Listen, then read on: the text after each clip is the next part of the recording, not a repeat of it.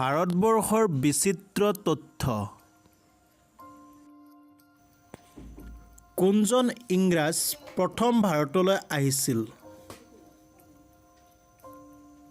উত্তৰটো হৈছে Thomas Stephenson.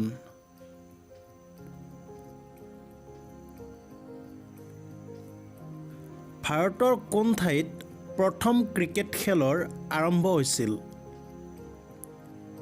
উত্তৰটো হৈছে মুম্বাইত 1848 চনত।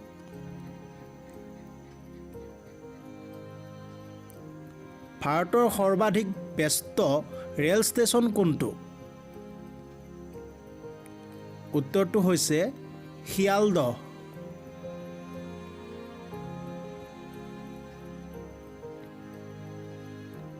ভাৰতত সৰ্বমুঠ কিমানটা ডাকঘৰ আছে? উত্তৰটো হৈছে 1,39,950টা।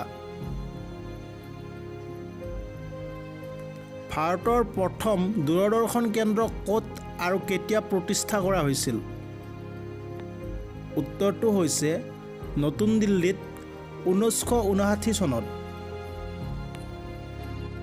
ধন্যবাদ দৰ্শকসকল। যদি ভিডিঅ'টো ভাল লাগিছে অনুগ্ৰহ কৰি লাইক কৰিব, শ্বেয়াৰ কৰিব আৰু চেনেলটো ছাবস্ক্ৰাইব কৰিব।